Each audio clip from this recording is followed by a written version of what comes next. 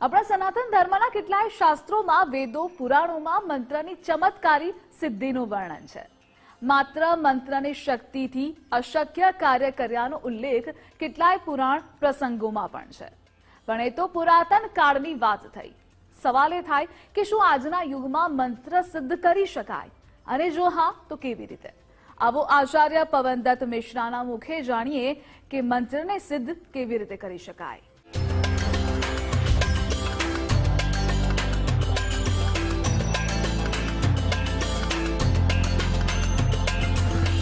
हमने किसी भी मंत्र को उठाया, हमने किसी भी स्तुति को गाना प्रारंभ किया।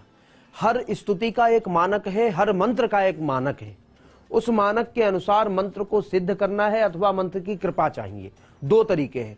मंत्र की कृपा चाहिए तो आप असंख्य जपें, कितना भी जपें ना जपें, केवल मंत्र की कृपा आपको प्राप्त होगी। लेकिन सिद्धि चाहिए तो उसमें नियम लगते हैं। व्रत जप नियम तप स्वाध्याय क्रतु सम दम दया दान विशिष्टानाम सर्वेशाम, हमेशा के लिए आप नियम लागू करने पड़ेंगे।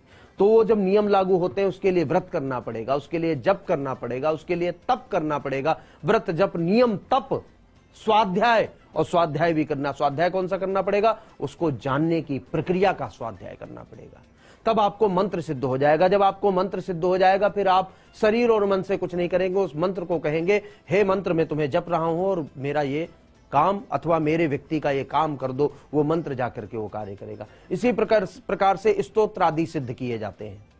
रत्नैः कल्पितमासनं हिमजलैः स्नानं च दिव्यांबरम नाना रत्न विभूषितं मृगमदामोदांकितं चंदनम जाति चंपक बिल्वपत्र रचितं पुष्पं च धूपं तथा दीपं देव दयानिधे पशुपते हृत्कल्पितं गृह्यताम् सौवर्णे नवरत्न खंड रचिते पात्रे घृतं पायसं भक्ष्यं पंचविधं पयोदधियुतं रंभाफलं पानकं शाकानामयुतं जलं रुचिकरं कर्पूर खंडोज्ज्वलं तांबूलं मनसा मया विरचितं भक्त्या प्रभो स्वीकुरु छत्रं चामरयोर्युगं व्यजनकं चादर्शकं निर्मलं वीणाभैर्मृदंगकाहलकला गीतं च नृत्यं तथा साष्टांगं प्रणतिस्तुतिर्बहुविधा ये तत्समस्तं मया संकल्पेन समर्पितं तव विभो पूजां गृहाण प्रभो। भगवान की कई प्रकार से पूजा की जाती और कई प्रकार की सिद्धियां होती।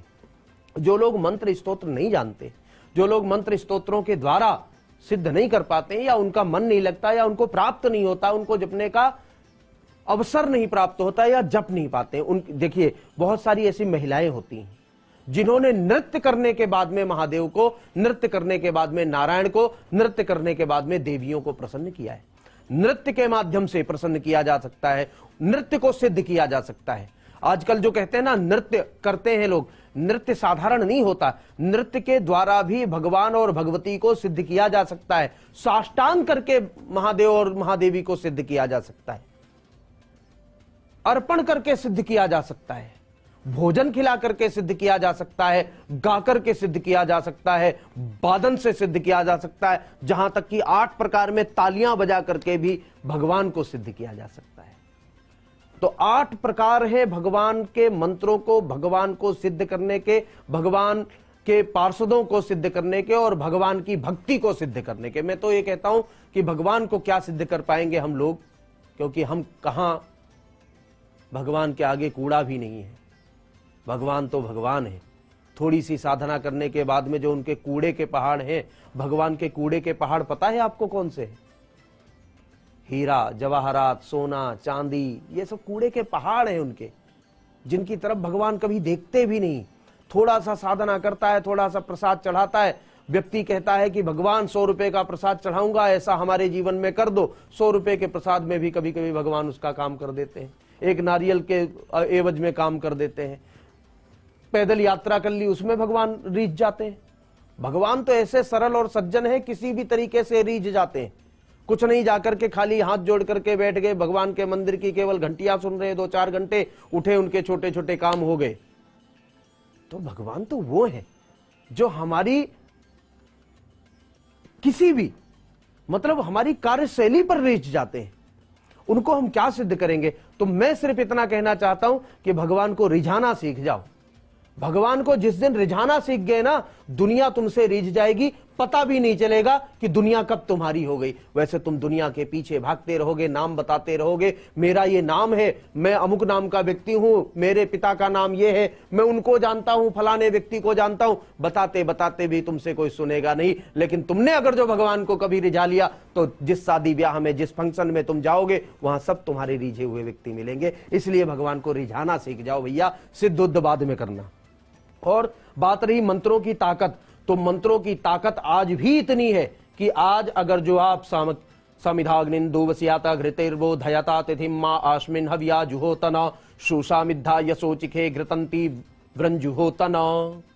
ये शुक्ल यजुर्वेद माध्यान्दिनी संहिता का तीसरा अध्याय है। और तीसरे अध्याय के माध्यम से आप अग्नि को प्रकट कर सकते हैं, लकड़ी के माध्यम से, पत्थर के माध्यम से। आप पत्थर से पत्थर घिसिए, मंत्र बोलते चले जाइए, अग्नि प्रकट हो जाएगी। लकड़ी से लकड़ी घिसिए, अग्नि प्रकट हो जाएगी।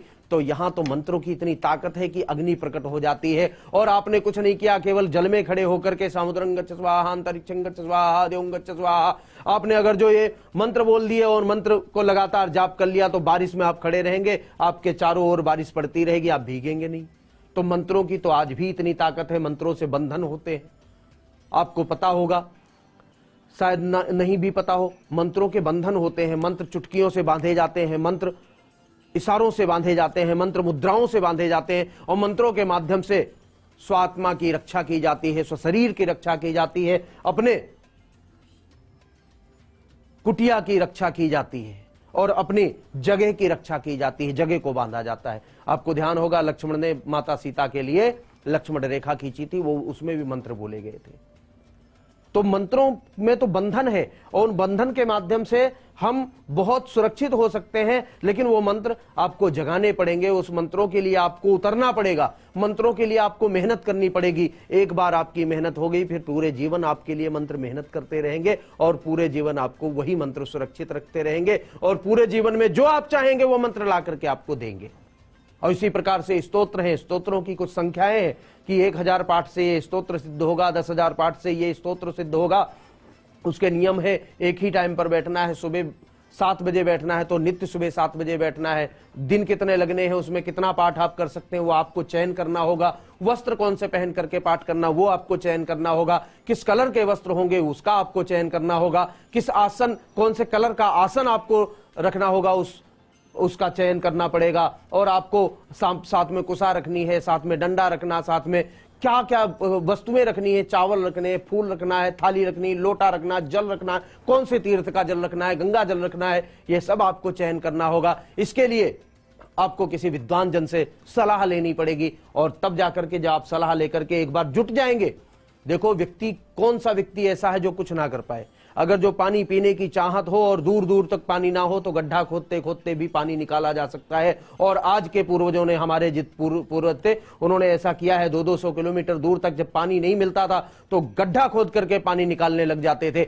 और वही पानी पी करके अपने गंतव्य स्थान तक, अपनी जो उनकी सीमा रेखाएं होती थी वहां तक पहुंचते थे, जो उनके लक्ष्य होते थे उनको भेदते थे, और जो उनके मंजिलें होती थी उन वहां पर पहुंच करके अपने कार्यों को सिद्ध किया करते थे। तो आज भी वही समय है। आज समय का बदलाव नहीं, हम बदलने जा रहे हैं। हम बदलाव मान रहे हैं, केवल बदले नहीं है, हम मान रहे हैं केवल क्योंकि हमें सुविधाएं मिल गई, हमें हमारे घर तक वो सुविधाएं मिल चुकी हैं जिसके लिए हम प्रयत्न करना भूल गए। भैया आप सब लोग मिलकर के प्रयत्न करें, मंत्र भी सिद्ध होगा, स्तोत्र भी सिद्ध होगा, और आप जब उसको सिद्ध कर पाएंगे तो दुनिया में आपकी अलौकिक ज्योत जगेगी। जय महादेव।